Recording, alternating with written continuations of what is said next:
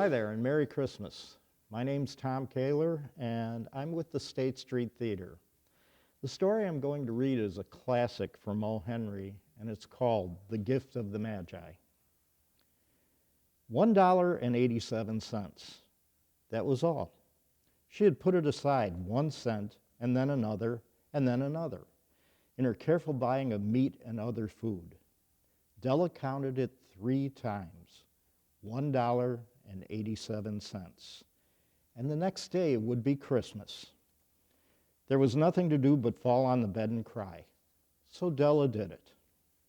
While the lady of the home is slowly growing quieter, we can look at the home. Furnished rooms at a cost of $8 a week. There's a little more to say about it. In the hall below was a letterbox, too small to hold a letter. There was an electric bell, but it could not make a sound. And there was a name besides the door, Mr. James Dillingham Young. When the name was placed there, Mr. James Dillingham Young was being paid $30 a week. Now, when he was paid only $20 a week, the name seemed too long and important. It should perhaps have been Mr. James D. Young. But when Mr. James Dillingham Young entered the furnished rooms, his name became very short indeed. Mrs. James Dillingham Young put her arms warmly about him and called him Jim. You have already met her. She is Della. Della finished her crying and cleaned the marks of it from her face.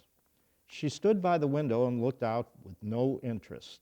Tomorrow would be Christmas Day, and she had only $1.87 with which to buy Jim a gift.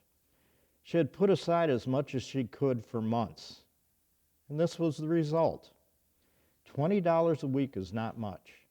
Everything had cost more than she expected. It always happened like that. Only $1.87 to buy a gift for Jim. Her Jim. She had had many happy hours planning something nice for him, something nearly good enough, something almost worth the honor of belonging to Jim. There was a looking glass between the windows of the room. Perhaps you have seen this kind of looking glass that is in a place in $8 furnished rooms. It was very narrow. A person could see only a little of himself at a time. However, if he was very thin and moved very quickly, he might be able to get a good view of himself. Della being quite thin, had mastered this art. Suddenly she turned from the window and stood before the glass. Her eyes were shining brightly, but her face had lost its color. Quickly she pulled down her hair and let it fall to its complete length. The James Dillingham Youngs were very proud of 2 such things, which they owned. One thing was Jim's gold watch. It had once belonged to his father, and long ago it had belonged to his father's father. The other thing was Della's hair. If a queen had lived in the rooms near theirs, Della would have washed and dried her hair where the queen could see it. Della knew her hair was more beautiful than any queen's jewels and gifts. If a king had lived in the same house with all his riches, Jim would have looked at his watch every time they met. Jim knew that no king had anything so valuable. So now Della's beautiful hair fell about her, shining like a falling stream of brown water. It reached below her knee. It almost made herself into a dress. And then she put it up on her head again, nervously and quickly. Once she stopped for a moment and stood still while a tear or two ran down her face. She put on her old brown coat. She put on her old brown hat. With the bright light still in her eyes, she moved quickly out the door and down to the street. Where she stopped, the sign said, Mrs. Sofroni, hair articles of all kinds. Up to the 2nd floor, Della ran and stopped to get her breath. Mrs. Sofroni, large, too white, cold-eyed, looked at her. Will you buy my hair, said Della. I buy hair, said Mrs. Sofroni. Take off your hat and let me look at it. Down fell the brown waterfall. $20, said Mrs. Sofroni, lifting her hair to feel its weight. Give it to me quick, said Della. Oh, and the next 2 hours seemed to fly. She was going from one shop to another to find a gift for Jim. She found it at last. It surely had been made for Jim and no one else. There was no other like it in any of the shops, and she had looked in every shop in the city. It was a gold watch chain, very simply made. Its value was in its rich and pure material. Because it was so plain and simple, you knew that it was very valuable. All good things are like this. It was good enough for the watch. As soon as she saw it, she knew that Jim must have it. It was like him, quietness and value. Jim and the chain both had quietness and value. She paid $21 for it, and she hurried home with the chain and 87 cents. With that chain on his watch, Jim could look at his watch and learn the time anywhere he might be. Though the watch was so fine, it had never had a fine chain. He sometimes took it out and looked at it only when no one could see him do it. When Della arrived home, her mind quieted a little. She began to think more reasonably. She started to try to cover the sad marks of what she had done. Love and large-hearted giving, when added together, can leave deep marks. It is never easy to cover these marks, dear friends, never easy. Within 40 minutes, her head looked a little better. With her short hair, she looked wonderfully like a schoolboy. She stood at the looking glass for a long time. If Jim doesn't kill me, she said to herself, before he looks at me a second time, he'll say I look like a girl who sings and dances for money. But what could I do? Oh, what could I do with $1.87? At 7, Jim's dinner was ready for him. Jim was never late. Della held the watch chain in her hand and sat near the door where he always entered. Then she heard his steps in the hall, and her face lost color for a moment. She often said little prayers quietly about simple everyday things, and now she said, please, God, make him think I'm still pretty. The door opened and Jim stepped in. He looked very thin, and he was not smiling. Poor fellow, he was only 22, and with a family to take care of. He needed a new coat, and he had nothing to cover his hands. Jim stopped inside the door. He was as quiet as a hunting dog when it is near a bird. His eyes looked strangely at Della, and there was an expression in them that she could not understand. It filled her with fear. It was not anger, nor surprise, nor anything she was ready for.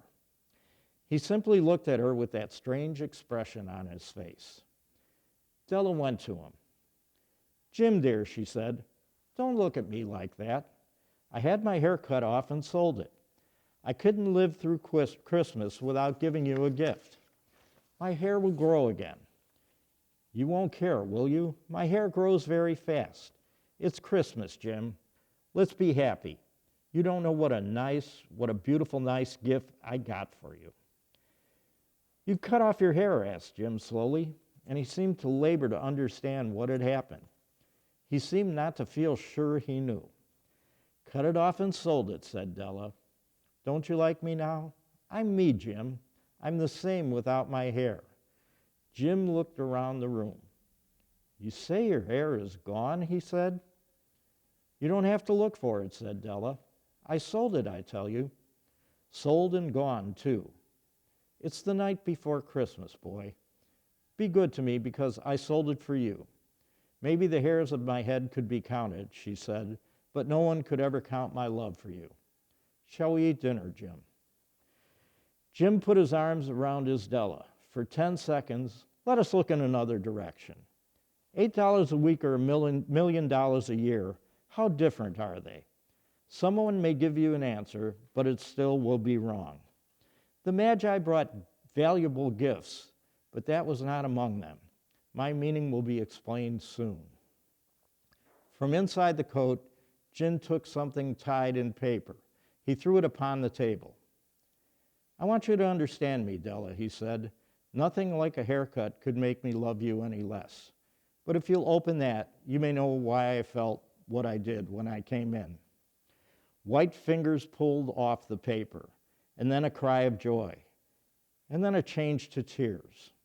For there lay the combs that Della had seen in a shop window and loved for a long time. Beautiful combs with jewels, perfect for her beautiful hair. She had known they cost too much for her to buy them. She had looked at them without the least hope of owning them. And now they were hers, but her hair was gone.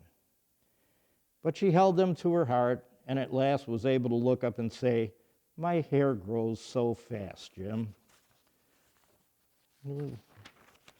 And then she jumped up and cried, "Oh, oh." Jim had not yet seen his beautiful gift. She held it out to him in her open hand. The gold seemed to shine softly as if it were her own warm and loving spirit. "Isn't it perfect, Jim? I hunted all over town to find it. You'll have to look at your watch 100 times a day now. Give me your watch. I want to see how they look together." Jim sat down and smiled. "Della," he said, "let's put our Christmas gifts away and keep them a while. They're too nice to use now. I sold the watch to get the money to buy the combs, and now I think we should have our dinner." As the Magi, as you know, were wise men, wonderfully wise men, who brought Christmas gifts to the newborn Christ child. They were the first to give Christmas gifts. Being wise, their gifts were doubtless wise ones. And here I have told you a story of two children who were not wise. Each sold the most valuable thing he owned in order to buy a gift for the other. But let me speak one last word of the wise of the day. Of all who give gifts, these two were the most wise. Of all who give and receive gifts, such as they are the most wise. Everywhere, they are the wise ones. They are the Magi. Merry Christmas.